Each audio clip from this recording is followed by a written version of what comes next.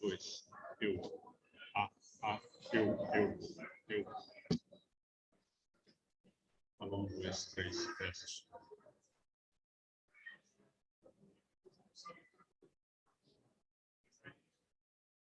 Eu, alô, 2.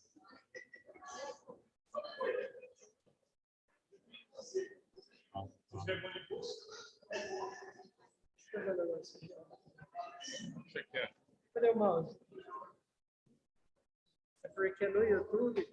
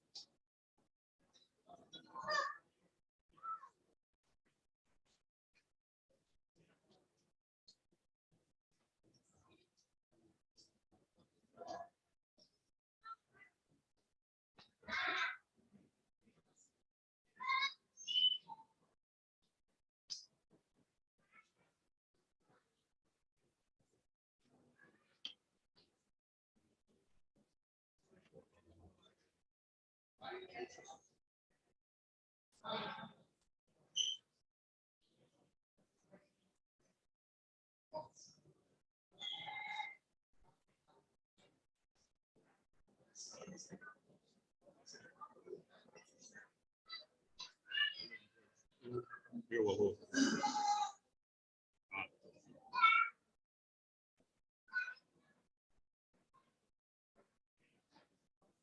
Alô, 1, 2. Teste. Eu. Alô,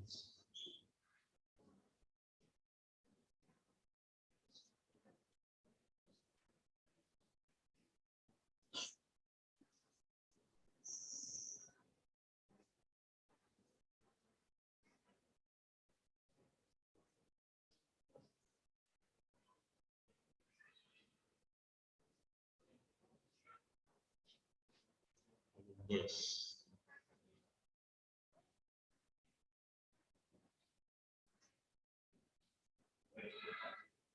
Bom dia, irmãos. Gostaria de pedir que os irmãos se assentem para que nós possamos iniciar o culto de adoração ao nosso Deus. Agradeço a presença de todos, aqueles que não puderam vir, estão de suas casas, pelas redes sociais, que o Senhor possa ser engrandecido e adorado, glorificado por vocês também. Eu gostaria de dizer que na semana passada minha família visitou os irmãos de Guanabara e também foi muito bom, né? Eu nem me lembro a última vez que eu fui lá, né? Então, meu irmão levou a mensagem e eu fui. Já tinha prometido para o Alan também que eu iria lá, né? Então, eu já aproveitei. Então, eles mandam um abraço a todos também. Encontrei o irmão De Grossoli, Roberto, ele mandou um abraço Ele praticamente não participou do culto, porque eu sentei atrás dele e toda hora ele vinha falar alguma coisa para mim. Manda um abraço para alguém, manda um abraço para o outro. Então, foi muito bom ver os outros irmãos adorando e glorificando a Deus. Vamos começar cantando.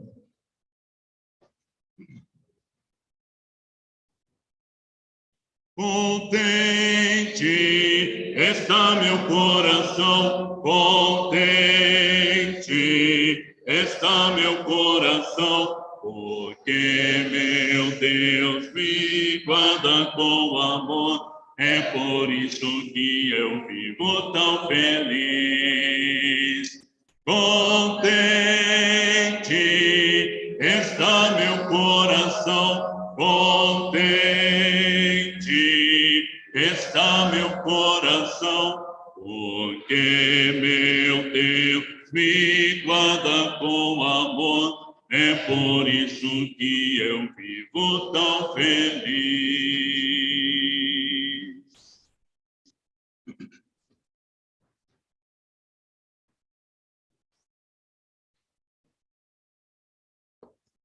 Bom dia, igreja.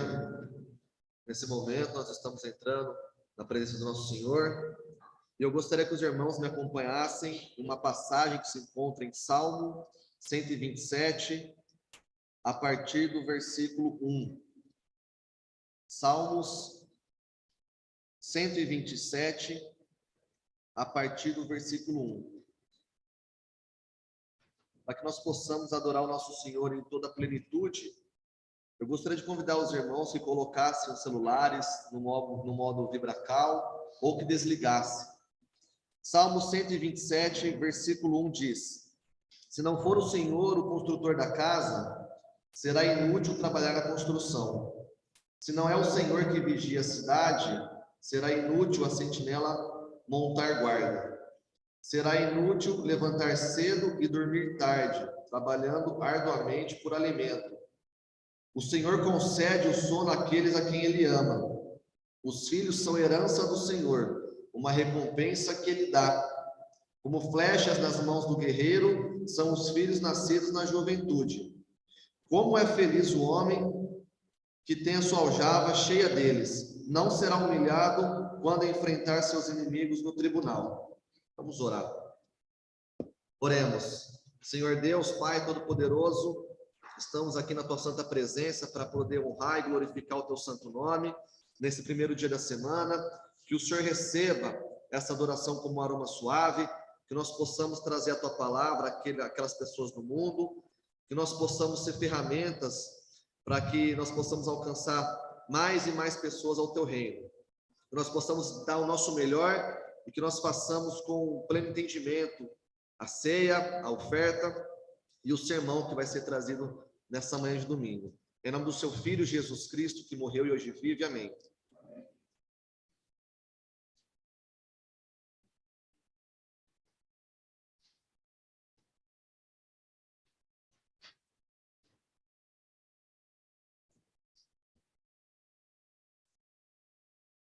Eu não sei se todos conhecem esse coro. Eu estava preparando para trazer os cânticos, tentei trazer cânticos que faz tempo que nós não cantamos. Esse na verdade está lá em 1 João, capítulo 3, esse trecho. O irmão Eugir, no Enoque, ele ensinou esse cântico para nós. É muito fácil de aprender, né? A gente já cantou aqui, então eu sei que não será difícil. Lá a gente fazia diferenciações nas outras partes do cântico, mas vamos cantar todos juntos para não dificultar para ninguém.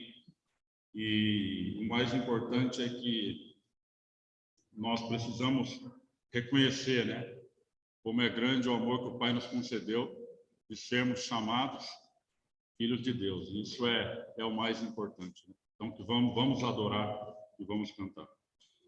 Veja como é grande o amor que o Pai nos concedeu. Veja como é grande o amor que o Pai nos concedeu. De sermos chamados filhos de Deus. De sermos Deus. Veja como é grande o amor que o Pai nos concedeu. Veja como é grande o amor que o Pai nos concedeu. De sermos chamados filhos de Deus. De sermos chamados filhos de Deus. Amém.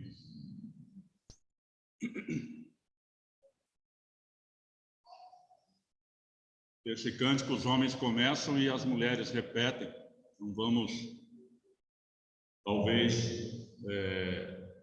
em outras congregações da Igreja de Cristo cantem diferente, né? Pelo menos onde eu peguei não tinha essa parte dividida entre homens e mulheres, mas nós sempre cantamos assim, vamos continuar adorando dessa forma o nosso Deus. Quem me poderá salvar?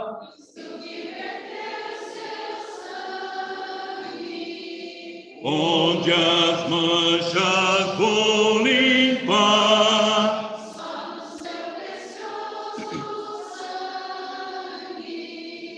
Oh, que preciosa paz que vem da sua cruz, a qual me dá Jesus pelo seu precioso sangue. Vejo a minha salvação só no seu precioso sangue. Deus concede-nos perdão só no seu precioso sangue. Oh, que preciosa paz que vem da sua cruz, a qual me dá Jesus pelo seu precioso sangue. Entrarei no céu enfim,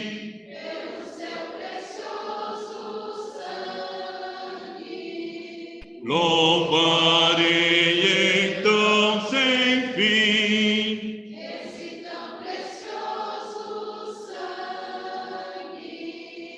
Oh, que preciosa paz que vem da sua cruz, a qual me dá Jesus pelo seu precioso sangue.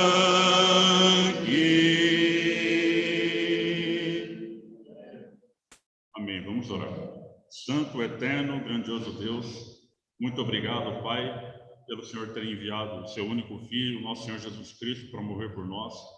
E o sangue de Cristo, como nós acabamos de adorar, nos deu a oportunidade de sermos feitos teus filhos, Pai.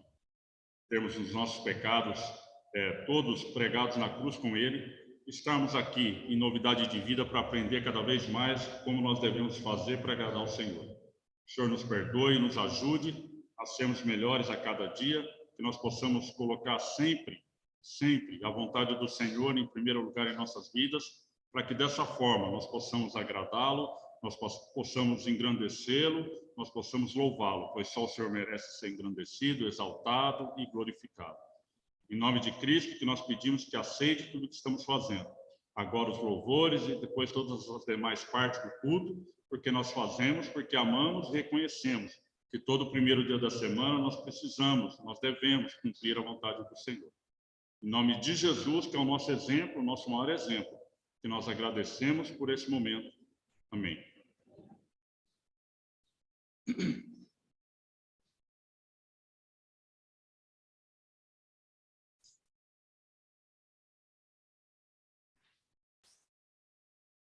Ser como Cristo,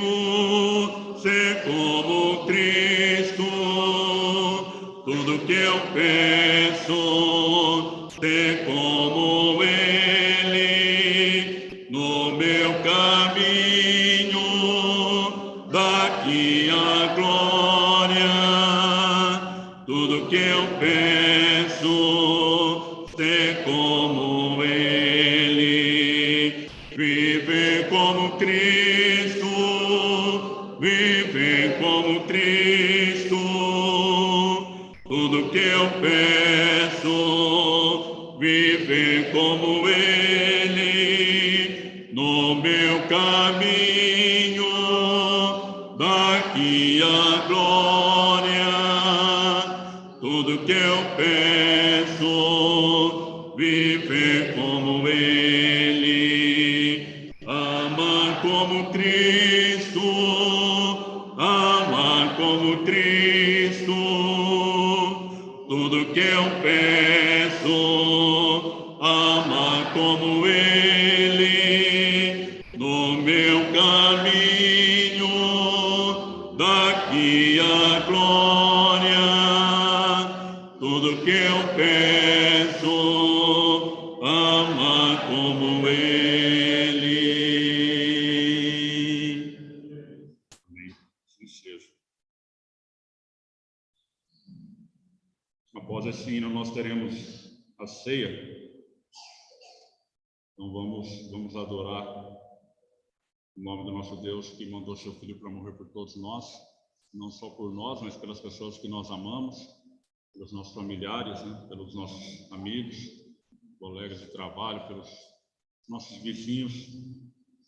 Eles também tenham essa oportunidade que nós tivemos de conhecer Cristo e se entregar a Ele, para que eles possam cantar mesmo. Como nós vamos cantar agora? Senhor, eu não sou nada diante do teu poder. Nós não merecemos, né, o amor, mas independente disso, Deus, Ele sempre está pronto para dar esse amor, né? E Jesus Cristo é o maior exemplo disso. Vamos adorar e depois participar da ceia com o mesmo entendimento.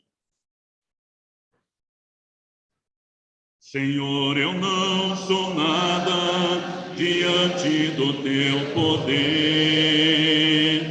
nem merecedor do teu imenso amor.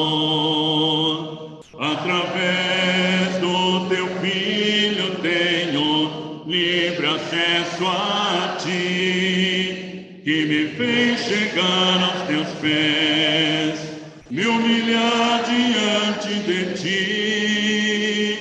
Senhor, eu não sou nada diante do teu poder,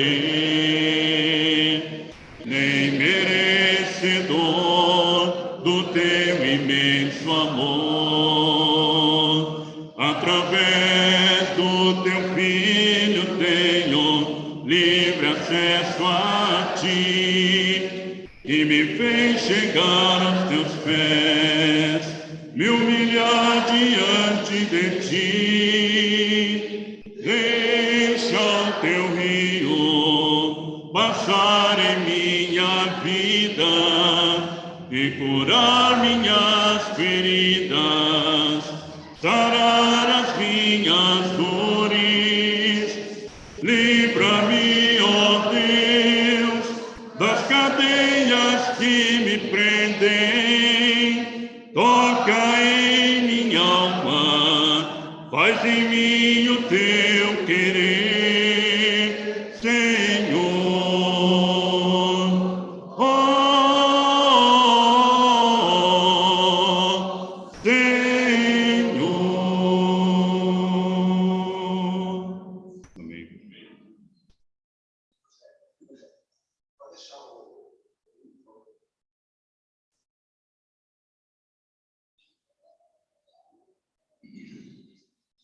Bom dia. Eu tinha separado a passagem, 1 Coríntios 23, de 23 a 30, depois vocês leem depois. O Rogério puxou 2 hinos que fazem alusão a esse privilégio, de nós podermos agora sentarmos à mesa do Senhor e dividirmos com Ele o pão. Nós, que antes de conhecermos Jesus Cristo e nos entregarmos a Ele, aquele Filho que nos dá o livre acesso ao Pai, antes de passarmos pela água do batismo, o momento em que nós renunciamos à nossa vida anterior, uma vida de pecado, que nós falamos publicamente a nossa decisão de seguirmos e de aceitarmos o Senhor Jesus Cristo como nosso Senhor e Salvador. Antes de tudo isso, nós vivíamos comendo as migalhas que caíam da mesa do Senhor. Que migalhas são essas? Ora, essa noite choveu.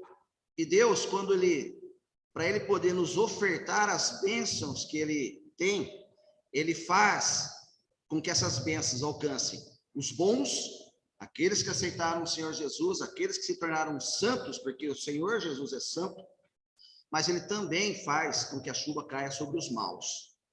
Para que um dia, aquele que ainda está no mundo, que ainda nega a sua vida junto com Deus, que ainda nega o sacrifício do Senhor Jesus Cristo na cruz, possa entender que, embora aquela bênção, por exemplo, a bênção da chuva, que faz os alimentos florescerem, que traz água até as nossas torneiras, que é feita para nós, filhos de Deus, também o alcança. E que ele possa, então, vendo isso, ter o seu coração compungido, tocado pelo Santo Espírito, aceite a mensagem de paz do Senhor Jesus, a mensagem, sobretudo, de salvação do Senhor Jesus. E é isso que hoje nós comemoramos, mas não mais entendendo que nós estamos comendo das migalhas que o Senhor dá para os seus filhos. Hoje nós somos chamados para sentarmos à mesa com o Senhor, para participarmos do prato principal, para entendermos que a chuva que nutre o solo, que nos traz alimento, ela foi dada como bênção de nosso Pai para nós, especialmente para nós, mas também alcança os nossos vizinhos, os nossos amigos e todos aqueles que ainda não reconheceram o Senhor Jesus como seu Senhor e Salvador. Então nós vamos participar nesse momento com imensa alegria, porque estamos sentados à mesa do Senhor nosso Deus Todo-Poderoso. Vamos orar pelo pão que representa o corpo de Jesus, que foi dado na cruz naquele dia, lá no Calvário, para que nós pudéssemos alcançar, usá-lo como o único e verdadeiro caminho até o Pai, para que nós pudéssemos ter a salvação. Senhor Deus e Pai Todo-Poderoso, como é bom, meu Deus, podermos desfrutar de tudo aquilo que o Senhor tem nos guardado. Como é bom termos os nossos corações consolados, até mesmo diante daqueles momentos de dificuldade, porque sabemos que o Senhor anda ao nosso lado, que o Senhor tem nos carregado nos nossos momentos de dificuldade, que o Senhor não se descuida de nós por nenhum segundo. O Senhor é um Pai zeloso, o Senhor é um Pai de amor, o Senhor é um Pai que cuida de seus filhos, dos maiores aos menores. Obrigado a Deus amado pelo teu Filho Jesus, o seu Filho primogênito, aquele que por amor o Senhor nos deu, morrendo na cruz para nos dar a salvação. E o seu corpo puro, sem máculas. Hoje nós relembramos através do pão sem fermento. E é em nome de Cristo Jesus que nós te agradecemos por esse momento. Amém. A passagem é 1 Coríntios 11, de 23 a 30, tá?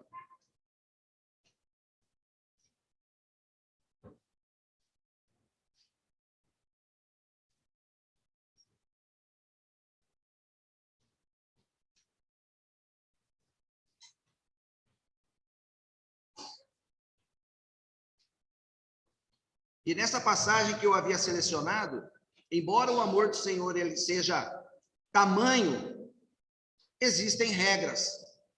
E Paulo, nessa passagem escolhida, é o momento que Paulo traz aos coríntios as regras que ele diz ter recebido do próprio Senhor. As regras para participar desse momento. A regra que nos diz que esse momento foi feito para aqueles que já entregaram suas vidas a Cristo.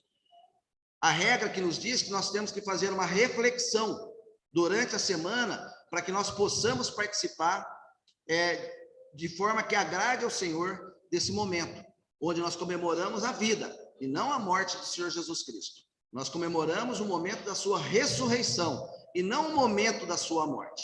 A morte foi necessária para que nós pudéssemos ver que Cristo morreu como ser humano, mas hoje vive ao lado do Pai. E é esse presente, é esse dom, é essa maravilha de promessa que Ele nos dá, que um dia passaremos desta vida carnal para uma vida espiritual junto do Pai. Vamos orar agradecendo ao Senhor pelo fruto da uva, que representa o sangue sem mácula do nosso Senhor Jesus Cristo, que também foi derramado naquela cruz para nos lavar do pecado. Mais uma vez, ó Deus e Pai, nós chegamos à Tua santa presença, com os nossos corações agradecidos, agradecendo, Senhor, por esse fruto da uva, por esse suco da uva, que representa o sangue de Teu Filho Jesus, que foi derramado por cada um de nós no cruzeiro, no Calvário, para nos lavar e nos redimir dos nossos pecados. Que esse momento, ó Pai, ele seja eternizado em nossas vidas, na igreja do Senhor, que aqui na terra ainda está, que seja, Senhor, engrandecido o Teu santo nome e o nome de Teu Filho Jesus. Porque se não fosse pelo sacrifício de Cristo, hoje nós não poderíamos nos assentar à mesa com o Senhor. E é por isso, ó Pai, que agradecidos, nós oramos ao Senhor. Amém.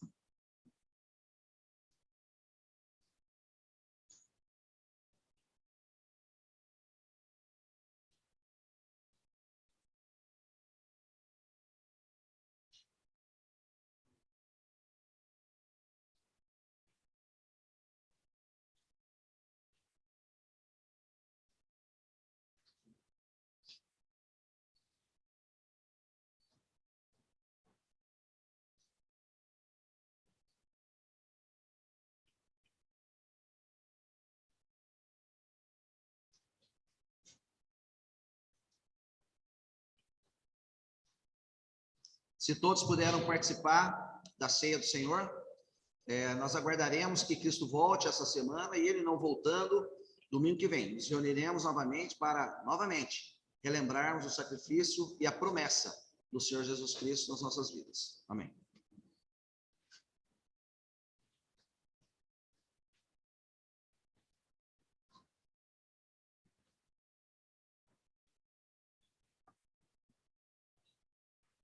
Vamos adorar e depois participar da oferta, que também é um mandamento de Deus para a sua igreja.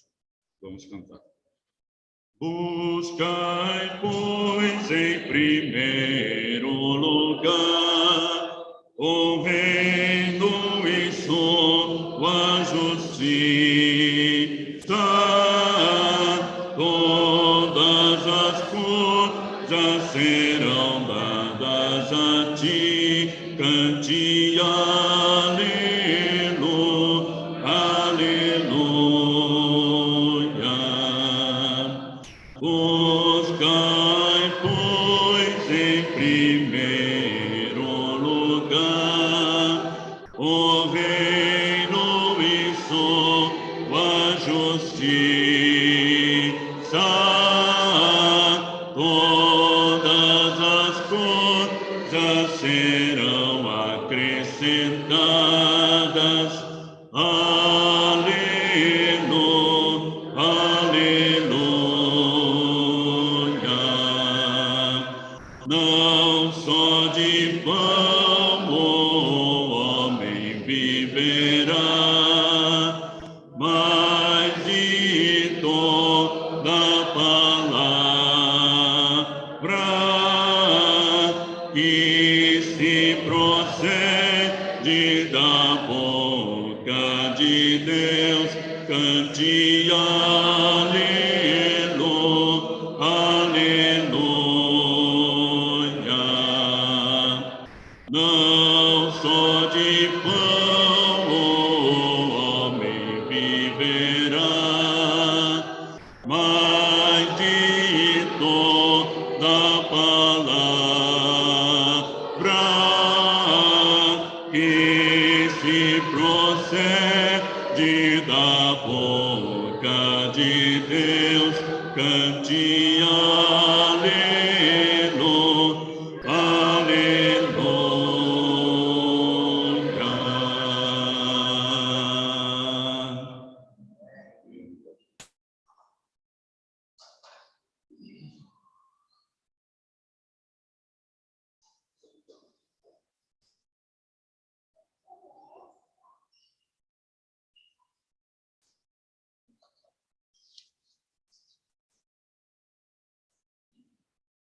Graça e paz, igreja. Abram suas Bíblias em 2 Coríntios, capítulo 8, versículos de 1 a 5.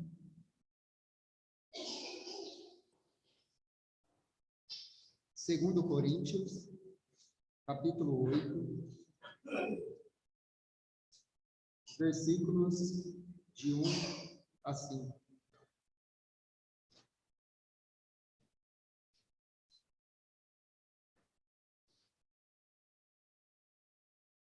Segundo Coríntios, capítulo 8, versículos de 1 a 5.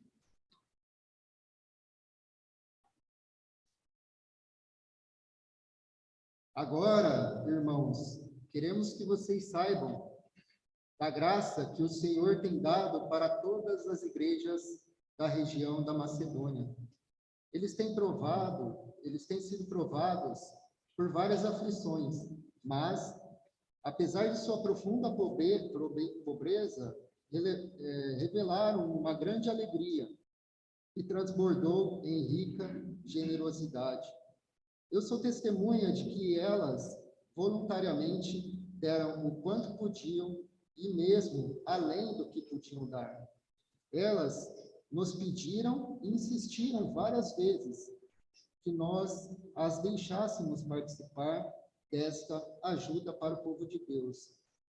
E fizeram mais do que nós esperávamos. Elas se entregaram, em primeiro lugar, ao Senhor, e depois a nós, cumprindo a vontade de Deus. Talvez, irmãos, essa passagem aqui seja o maior exemplo de como a igreja oferta de maneira agradável, que honre e glorifique a Deus. E esse é um excelente exemplo de nós, como nós devemos ofertar também. Primeiro, importante ressaltar que a vontade de ofertar era maior do que tudo, maior do que todas as dificuldades que eles poderiam estar passando naquele momento. E cabe a nós também. A vontade e o desejo de ofertar a Deus, baseado naquilo que Deus pode fazer com essa oferta, supera toda a pobreza e todas as dificuldades. Aqui é importante ressaltar que os macedônios não estavam só sofrendo pobreza, mas sim várias tribulações. Quantas tribulações nós enfrentamos durante nossa vida que pode nos impedir de ofertar a Deus? Segundo os macedônios, nenhuma. Possamos seguir esse exemplo de poder ofertar a Deus, insistir até de ofertar a Deus e não deixar de fazer esse ato, porque sabemos que fazendo isso, nós estaremos redundando graças a Deus, e isso trará bênção para o próximo e para nós. Vamos orar? Querido Deus, amado Pai, glorioso Senhor, queremos nesse momento especial entregar ao Senhor as nossas ofertas. Que o Senhor, Pai, possa receber essas ofertas, que o Senhor abençoe essa oferta, que ela possa, Pai, redundar em honras e glórias ao Senhor. Que possa, Pai, alcançar pessoas que nós não conhecemos, mas que o Senhor conhece. Que o nosso dinheiro possa ser usado para isso, para honrar, glorificar e proclamar o Senhor para todo o mundo, Pai. É isso que oramos ao Senhor e pedimos que o Senhor nos abençoe. Em nome de Jesus, amém.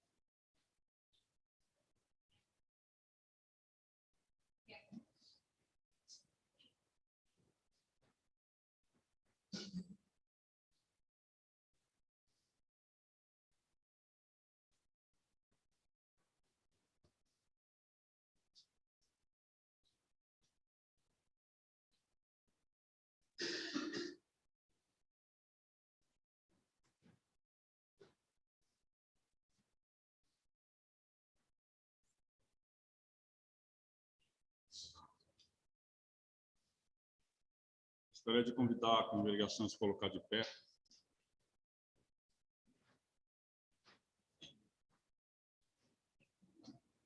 Vamos adorar e depois vamos ouvir a mensagem.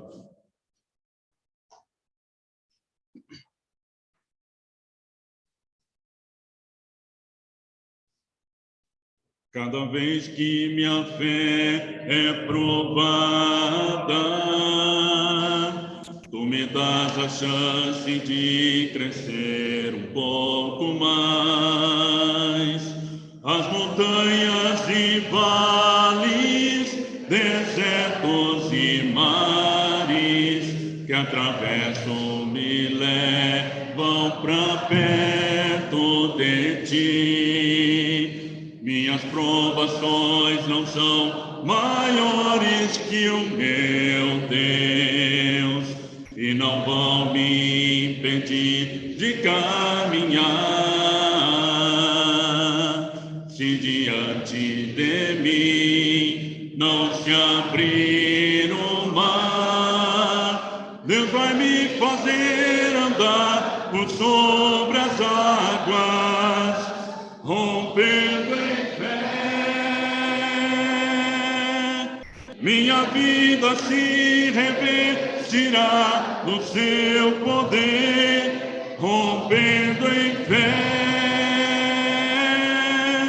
Com ousadia vou mover o sobrenatural, vou lutar e vencer, vou plantar e colher. A cada dia vou viver rompendo em fé, rompendo em fé. Minha vida se revestirá do seu poder, rompendo em fé. Com ousadia vou mover pro sobrenatural, vou lutar e vencer, vou plantar e colher. A cada dia vou viver rompendo em fé. A cada dia vou viver rompendo em fé. A cada dia vou viver rompendo em fé. Amém. Bora sentarmos.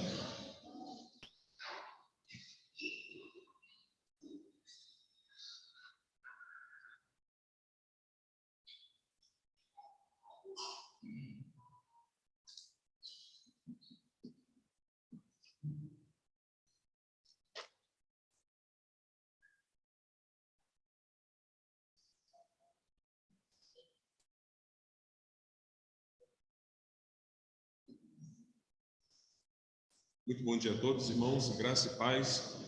É o meu sincero desejo que a graça e a paz do nosso Senhor possa habitar de forma plena na família de cada um de vocês que compõem a Igreja de Cristo São Bernardo. Eu acredito que a maioria de vocês conhece esse garoto que está aqui na foto, né? Vocês já devem ter visto ele correndo por aqui, enfim, fazendo alguma bagunça. Isso aqui é o nosso Sebastião. O Sebastião, ele foi para a escola com 4 anos de idade. E na época em que Sebastião foi para a escola, eu e a Priscila, nós adotamos um hábito que nós achamos interessante. Nós julgamos interessante, por isso decidimos adotar esse hábito. Todo primeiro dia de aula do Sebastião, exatamente antes assim dele ir para a escola, a gente chama ele, a gente convida ele e fala: Sebastião, quando você crescer, o que é que você vai ser? Pode ser qualquer coisa. O que é que você vai trabalhar, enfim. E ele fala: eu vou ser tal coisa. A Priscila pega um cartaz, preenche esse cartaz, faz algum desenho com o que ele escolheu, a gente tira uma foto e ele segue para a escola. Eu separei aqui poucas dessas fotos. No primeiro dia, quando ele foi para a pré-escola, ele decidiu que queria ser um piloto de avião. Beleza, tiramos uma foto. Ele foi embora para a escola. No ano seguinte, ele continuou na ideia de ser piloto de avião, só que acrescentou que queria ser piloto, mas para ajudar pessoas que passaram por desastres naturais e tal. Beleza, esquece, vamos lá. Vida que segue. Depois, alguns anos atrás, nada a ver, decidiu que queria ser pintor de carro, pintor de moto e achar alguma solução para acabar com a poluição no planeta. E a história segue. A gente já fez algumas e não tem nada a ver uma coisa com a outra. Basicamente, o motivo pelo qual a gente faz isso com o Sebastião é para expandir a criatividade dele, dar a ele uma ideia do que ele pode fazer e principalmente para quando ele ficar mais velho, ele poder ter uma bela recordação, olhar para trás e falar, nossa, eu não acredito que eu pensei nisso, ou de repente comprovar, falar, nossa, hoje eu sou pintor de carro, ou nossa, hoje eu sou piloto, hoje eu sou, sei lá, o que eu achei que ia ser. Mas o fato, irmãos, que eu estou mostrando isso aqui para vocês é para perguntar uma coisa. Se nesse momento eu der para você esse cartaz em branco e perguntar para você, o que é que você vai querer ser? Daqui a 1, 5, daqui a 10, daqui a 20 anos, não sei. O que é que você vai colocar nesse cartaz? Olha, não importa sua idade. E não vem me dizer que, eu já tenho família formada, cara. Eu não tenho mais como escolher o que eu vou querer ser. A gente sabe que isso não é verdade. Todo mundo aqui acorda com sonhos, com planos, com objetivos. Não importa se você pequenininho aqui, igual o Joaquim, ou se você já é um jovem experiente, igual o Barbosa, igual o Walter, igual o Roberto, igual o Guti, não importa. Todo mundo aqui tem plano, todo mundo aqui tem objetivo. E pensando nos planos e objetivos que você tem, eu queria perguntar uma coisa para você, em cima dessa pergunta. Você já se questionou como é que seus planos, como é que seus objetivos afetam você, afetam a sua esposa ou o seu esposo, afetam os seus filhos, afetam essa congregação que você está, afetam a comunidade que essa congregação está inserida? Você já se perguntou? Olha, o livro de Salmos é uma compilação de vários escritos históricos e poéticos do povo judeu. Né? Acho que a maioria daqui sabe. E é uma compilação importantíssima para eles. E você vai encontrar de tudo nessa compilação do livro de Salmos. Mas uma coisa que às vezes a gente não sabe, ou até esquece, é que alguns desses salmos não são apenas poesias, que têm a intenção de nos instruir como adorar o nosso Deus, mas são literatura de sabedoria. Literatura de sabedoria porque o salmista avaliou os problemas que o homem comum enfrenta e avaliou como é que Deus agiu na vida desse homem que procurou se aproximar da vontade dele e como Deus agiu na vida do homem que procurou se afastar da vontade de Deus. E hoje eu gostaria, pensando em família, no conceito de família, refletir com vocês o Salmo 127, que o nosso irmão Gutenberg leu.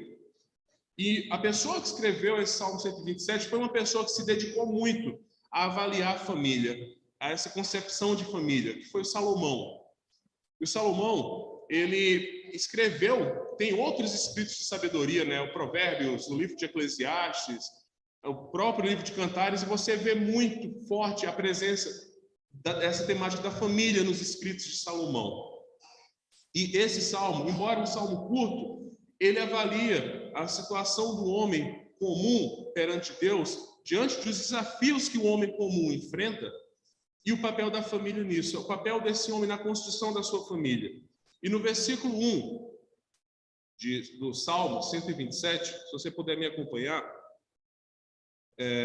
ele fala o seguinte: se não for o Senhor o construtor da casa, será inútil trabalhar na construção. Se não é o Senhor que vigia a cidade, será inútil a sentinela montar a guarda. Olha, irmãos, eu pelo menos sou acostumado, imagino que você também está acostumado, quando a gente está lendo a Bíblia, nós vemos a temática, o escritor vai desenvolver um texto ali, lançar alguma problemática e finalizar com uma conclusão, ali com uma máxima, um ensinamento máximo ali. Só que nesse caso, o salmista aqui já começa de forma determinante. Ele não dá nem brecha, ele já começa falando: olha, se não é o Senhor o construtor, é em vão o trabalho. Ele já deixa claro que não importa qual o seu projeto de família, seu projeto de vida, se não for Deus, a ação principal que vai viabilizar isso, vai ser em vão o seu trabalho. Sem vão.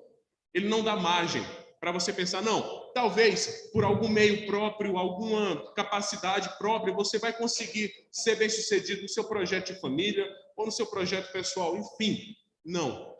E ele reforça isso na segunda parte do versículo, quando ele coloca: se não é o Senhor que vigia a cidade, será inútil a sentinela montar guarda. Olha, ele retoma mais uma vez a ideia da invalidez da ação humana perante os desafios que eu e você vamos enfrentar sem a ação divina. E nesse clima já determinante que ele começa esse salmo, ele continua trabalhando essa ideia do homem e Deus como agente principal na vida dele. E só para a gente ter um plano de fundo sobre esse Salmo 127, em especial, ele foi escrito por Salomão em uma época totalmente diferente de um dos maiores acontecimentos do povo judeu, que foi o exílio na Babilônia. Todo mundo sabe que o povo de Deus foi levado cativo para a Babilônia. E os documentos rabínicos mostram algo muito interessante a respeito desse salmo em específico aqui. Esse salmo é considerado um salmo de romagem ou um salmo de peregrinação. E o que os rabinos apontam é que esse salmo foi lido, ou foi recitado, ou foi cantado no momento em que o povo de Deus saía da Babilônia e voltava para a sua terra natal.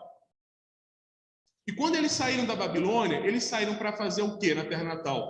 Reconstruir as cidades, reconstruir os muros, reconstruir os portões. E eles tiveram esse senso, essa noção de que se não fosse o Senhor, o construtor, o agente principal nesse processo, todo o trabalho deles seria em vão. Por isso, irmãos, com esse plano de fundo, é interessante nós pensarmos e avaliarmos os projetos que nós temos determinados para nós e para a nossa família. No versículo, continuando, se você puder me acompanhar, no versículo 2, ele fala: será inútil levantar cedo e dormir tarde, trabalhando arduamente por alimento. O Senhor concede o sono àqueles a quem ama. Eu não sei como é que você vai acordar amanhã. Se você é o tipo de pessoa que acorda com energia, com disposição, nossa, não vejo a hora de chegar segunda-feira para eu me acordar e enfrentar o que a semana tem para me dar. Ou se você acorda na segunda desejando que fosse sábado. Eu não sei se você é esse tipo de pessoa. Mas independente da forma que você acordar amanhã, super animado ou super sonolento, se eu te disser que, independente disso, pode ser que todo seu esforço seja em vão. Todo seu esforço vai ser em vão. Eu não estou falando isso com a intenção de desmotivar ninguém, mas nós propomos uma avaliação do nosso planejamento e quem tem sido o agente principal que viabiliza os nossos planos, nós ou Deus. E é curioso que ele coloca na segunda parte desse versículo do Salmo 127, o Senhor concede o sono àqueles a quem ama. De um lado, você tem uma pessoa que vai acordar cedo, vai dormir tarde, não tem hora para acabar o trabalho. E do outro lado, você vai ter uma pessoa que até dormindo, o Senhor vai estar edificando a vida dessa pessoa. Que fique claro que eu não estou incentivando ninguém aqui, vou me entregar a preguiça, vou dormir e tanto faz. Não estou falando isso não. Acorde e vai trabalhar amanhã. Se você não fizer isso, provavelmente você não vai comer. Mas o salmista aqui avalia duas situações de pessoas, de um lado, que estão edificando seus projetos baseados na sua força própria, no que eles acham que é relevante, e do outro, de uma pessoa que está próxima da vontade de Deus. E eu sei que quando a gente lê um salmo, às vezes é muito abstrato, às vezes quando nós lemos outros versículos bíblicos, pode ser que fique um pouco abstrato, para a gente, tá, mas ele está falando de um homem, que tipo de homem é esse que está próximo da vontade de Deus? Eu não estou entendendo. Então, eu acho que é interessante a gente trazer mais materialidade para a nossa reflexão. Eu queria compartilhar com vocês uma reflexão de outro homem que serviu a Deus e que foi um dos maiores nomes que se levantou no povo judeu e até hoje é uma referência para nós na igreja cristã, que é o Josué. E compartilhar com vocês a conclusão que Josué chegou no final da sua jornada, no final da missão que foi proposta para ele. No versículo 14 de Josué, capítulo 24, Josué, depois de fazer todo aquele trabalho de entrada do povo, de assentamento do povo, ele chegou a uma conclusão. E ele fala no versículo 14, agora temam o Senhor e sirvam-no com integridade e fidelidade. Joguem fora os deuses que os seus antepassados adoraram, além do Eufrates e no Egito, e sirvam ao Senhor. Se, porém, não lhes agrada servir ao Senhor, escolham hoje a quem irão servir. Se aos deuses que os seus antepassados serviram além do Eufrates, ou aos deuses dos amorreus, em cuja terra vocês estão vivendo. Mas eu e minha família serviremos ao Senhor. Notem que Josué poderia muito bem ter falado, olha, eu e minha família vamos continuar servindo ao Senhor como a gente serviu desde o primeiro dia. Ou ele poderia muito bem também ter falado, olha, eu não sei a minha família, mas eu, Josué, vou servir ao Senhor. Não. Ele trouxe para si uma responsabilidade de serviço.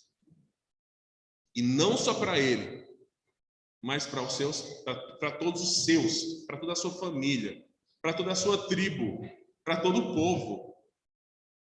E deixa claro para nós que a decisão de estruturar o nosso projeto de família vai além só de, não, eu falo por mim, eu não posso falar pela minha família. Não, Josué deixou claro, eu e a minha casa serviremos. E provavelmente ele incluiu todo mundo, da mesma forma que eu e você devemos incluir. Eu servirei, minha esposa terá que servir, os meus filhos, os meus netos, qualquer outra pessoa que se integrar à minha família. Por quê, irmãos?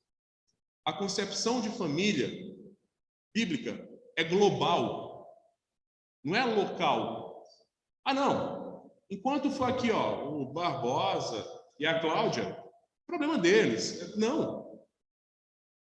Deus instituiu família para que a família tivesse uma ação global, congregacional, municipal, estadual, nacional. Você entende? Lá no início, no Gênesis, naquele momento tão filosófico lá da humanidade, quando Deus concede essa bênção ao homem e à mulher, não foi para que eles vivessem para eles, eles tinham um papel global desde aquela época. E a família hoje, da mesma forma, ainda deve cumprir esse papel global. Por isso que Josué teve essa noção. Eu vou servir, eu e a minha casa vamos servir ao Senhor. E isso é curioso, porque traz mais materialidade, concretiza algo que nós devemos ter em mente. É no serviço, é no trabalho, irmãos, que nós nos encontramos. É servindo a Deus que nós nos encontramos. É servindo a Deus que nós consolidamos a nossa amizade. É servindo a Deus que nós consolidamos a nossa irmandade um com o outro.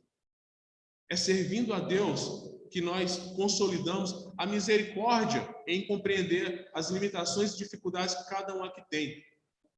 É servindo a Deus que nós consolidamos a nossa família. Tudo bem, você é livre para pensar o que você quiser. Pode ser que você fale, cara, sinceramente eu acho que não. Eu acho que não tem como concretizar minha família fora. Cara, você é livre para pensar o que você quiser. Agora, irmãos, me perdoem, mas quando eu leio a narrativa bíblica, eu só consigo ver exemplos de homens e mulheres que se dedicaram, se aproximaram do Senhor em serviço, e Deus concretizou, solidificou o projeto de família dessas pessoas. Também temos exemplos de homens e mulheres que procuraram se afastar da vontade de Deus. E Deus também agiu na vida dessas pessoas. Talvez não da forma que elas esperavam. Mas o que fica claro para nós é que Deus, ele deve ser agente principal no nosso projeto de família. E se ele é agente principal, nós devemos estar prontos para, como família, não só congregacional, mas família carnal, pai, mãe, filhos, a servir a esse Deus. E isso dá base para nós voltarmos para o Salmo 127, no versículo 3, quando ele fala: os filhos são herança do Senhor, uma recompensa que ele dá. A partir desse ponto, o salmista adentra mais ainda, né, no núcleo familiar. E olha, se nós formos escutar a opinião de um mundo pecaminoso como esse que nós vivemos, é muito provável que a concepção, que a ideia de família dele é totalmente diferente da nossa. Inclusive, para o mundo, os filhos hoje, eu não sei, mas parece que é uma desgraça ou uma punição dada por Deus em alguns casos. Quando, na verdade, a palavra nos instrui e deixa claro que eles são herança do próprio Senhor para nós. Como se já não bastasse todas as coisas, todas as bênçãos que o nosso Deus nos concedeu, ele ainda nos concede, de forma encarnada, bênçãos em forma de filho. Isso é muito interessante para que nós tenhamos noção da responsabilidade que recai sobre nós, como pais. E olha, ele continua no versículo 4 e 5, concluindo essa reflexão dele aqui, falando que, como flechas nas mãos do guerreiro, são os filhos nascidos na juventude. Como é feliz um homem cuja aljava está cheia deles, não será humilhado quando enfrentar seus inimigos no tribunal. É curioso isso aqui, é interessante que nós possamos observar o contexto em que esse salmo foi escrito. A maior parte dessas pessoas aqui vivia de quê? Agricultura, pecuária. Então, quanto mais cedo, nessa época, um homem tivesse filhos, melhor seria para ele. Se ele tivesse 6, 8, 12, 15 filhos. Porque a gente sabe que isso seria o quê? Mão de obra para ele. E em épocas em que existiam tantos conflitos, seriam mais homens para defender a propriedade, mais homens para defender a honra da família. Por isso que o salmista pontuou isso. No entanto, eu queria que nós pudéssemos trazer esse pensamento para nós, para mim e para você hoje.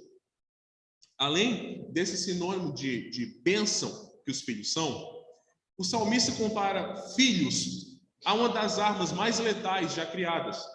Naquela época até hoje, um arco e uma flecha é uma arma letal. E tudo que é letal, ou tudo que é muito importante, quando é mal usado ou mal direcionado, resulta em quê? Em prejuízo. Em prejuízo. Para contextualizar isso, eu sei que nós temos aqui alguns irmãos que manuseiam arma de fogo. É muito provável que se você me der uma arma de fogo, eu vou me machucar e eu vou te machucar, porque eu não sei mexer com isso. Então, por que eu estou falando isso? Porque os filhos são comparados a flechas, porque eles cumprem um papel fundamental no projeto de Deus para a família. E, irmãos, vou falar uma coisa para vocês. Em uma sociedade que nós vivemos, que infelizmente cada dia mais se afunda em ideologias pecaminosas e tem como alvo principal a minha família, a sua família, é nossa responsabilidade como pais, como igreja, ajudarmos nossos filhos, afastando cada um deles dessas ideologias, dessas orientações que têm única intenção, destruir o primeiro projeto de Deus para a humanidade, que é a família. Simples dessa forma. E sabe, mais uma vez pode ser que as coisas fiquem um pouco abstratas quando a gente está falando sobre isso. E você pode até pensar, nossa, mas tudo bem. Tá, Salomão, mas eu já dou o que é necessário para a minha família, para os meus filhos. Eu dou casa, eu dou comida, eu dou transporte, eu dou estudo, enfim. Amém por isso, você tem que dar. Dependendo da idade do seu filho, se você não der, você pode ser até preso por isso. Mas eu não estou falando apenas disso, estou falando de valores divinos. Fazer com que os valores do nosso Deus, o projeto dele, possa ser o seu projeto para o seu filho. Para que os seus filhos, para que os nossos filhos possam ser não só criados segundo a vontade de Deus, mas também para executar a vontade de Deus. E tudo bem, cabe sim o questionamento. Pode ser que você fale, mas Salomão, eu não tenho nem filho, eu não sou nem casado, eu não tenho filho, ou eu não quero ter filho, ou eu sou casado, mas só vou ter filho daqui a 10 anos, não sei. Alguma coisa que nós temos em comum. Você pode não ter filho, mas eu e você somos filhos. E ainda que você diga, mas meu pai e minha mãe não serviram para nada. Meu pai e minha mãe não servem de exemplo para nada. Eu e você tivemos a oportunidade de conhecer outro pai, que constituiu para nós uma família.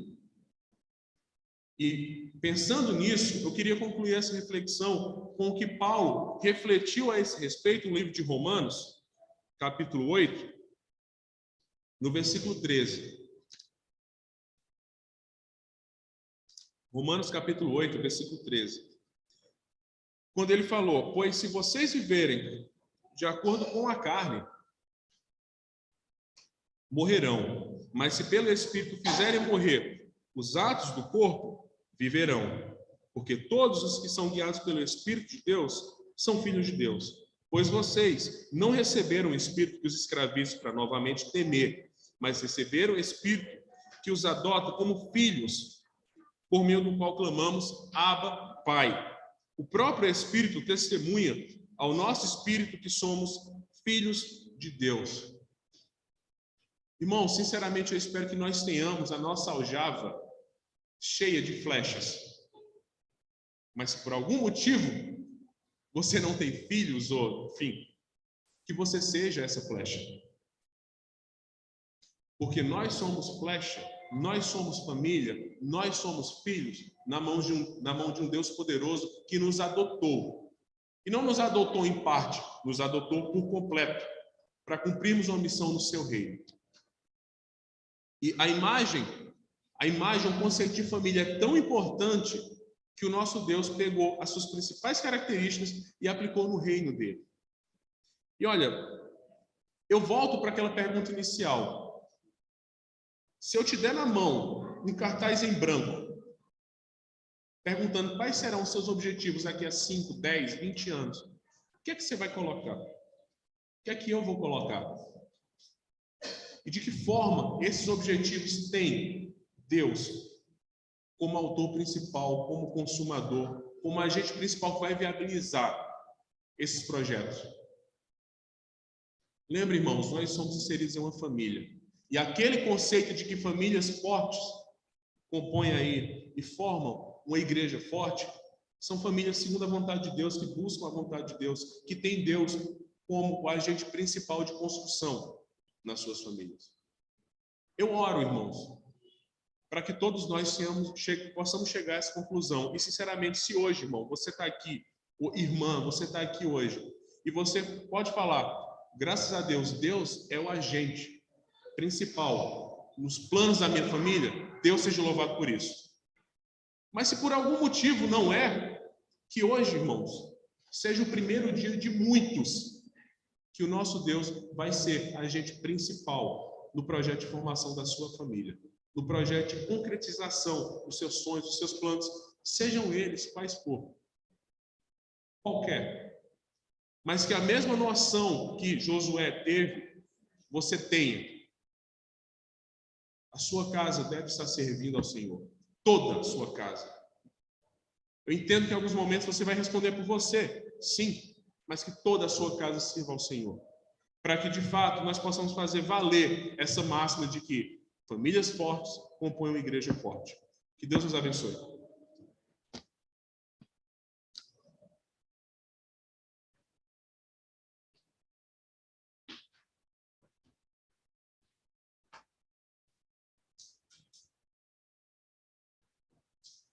Vamos orar? Meu Deus, Pai amado, agradecemos a Ti por essa manhã, por esse culto de adoração. Agradecemos a Ti por todos que estão aqui, por todos que nesse domingo estão adorando a Ti, Senhor, priorizando o Seu nome nesse dia tão maravilhoso em que comemoramos a ressurreição do Seu Filho Jesus Cristo, meu Deus. E como foi lembrado na ceia, Ele não só morreu, mas hoje Ele vive dentro de cada um de nós. Obrigado, Senhor, que o Senhor continue cuidando de nós e que nós também tenhamos uma aula dominical maravilhosa, ao qual o Roberto irá ministrar para nós. Em nome de Jesus, amém. Alguns avisos.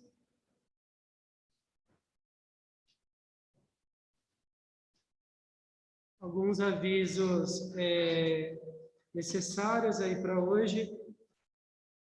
O primeiro é em relação à reunião de mulheres, lembrando, no dia 28/5. Também em relação ao nosso irmão Valdeci, que agradece pelas orações pela Thalita. Nós estamos tendo bastante notícias boas aí dela, né, no decorrer da semana, e que nós possamos estar orando em gratidão a Deus também por isso. As atividades que nós temos, né, as reuniões de terça-feira, 7h30, aqui no prédio de oração. Temos também no DIC, às quartas-feiras, às 8h. E também, todos os domingos, também temos o culto no DIC, às 6h30. O Roberto, ele pede para procurar ele ou a Luísa, caso alguém tenha dúvida em relação ao formulário de membros, né? Roberto, já divulgou? Hoje vai divulgar? Tá bom. Então, vai ser divulgado um formulário para os membros da congregação, né? E quem tiver com dúvida no preenchimento, pode procurar o Roberto ou a Luísa para mais detalhes. Ele vai entrar em mais detalhes depois. Reunião, encontro de casais, conforme todos podem ver aqui no slide, né? Nós vamos ter no dia 11 de junho uma noite de caldos, né? Então, se programem para estar aqui, os casais, e participar desse evento, dessa comunhão tão importante. Acho que já faz algum tempo, né, que nós não temos as reuniões de casais aqui no São Bernardo. Então, se preparem para estar retomando aí e estar participando desse momento gostoso com todos.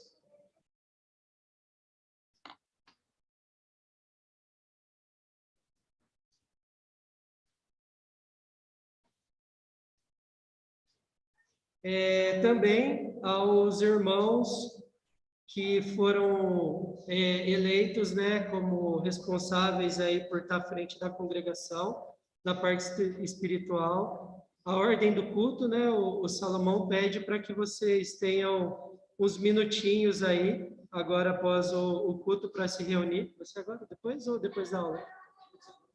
Pode ser agora? Tá, então se vocês puderem vir aqui na frente para conversar alguns detalhezinhos que serão abordados. E também, né, não percam a aula dominical hoje com o Roberto. O assunto é o recado do inferno e como fugir dele, né? Então, um assunto bem chamativo aí para a gente. O Roberto vai estar trazendo mais detalhes de como a gente fugir desse recado. Então, se você ainda não programou, né, já esteja pensando agora em ficar até um pouco mais tarde aqui para participar da aula dominical. 5 minutos para tomar um cafezinho, para conversar, e depois nós retornamos para as aulas.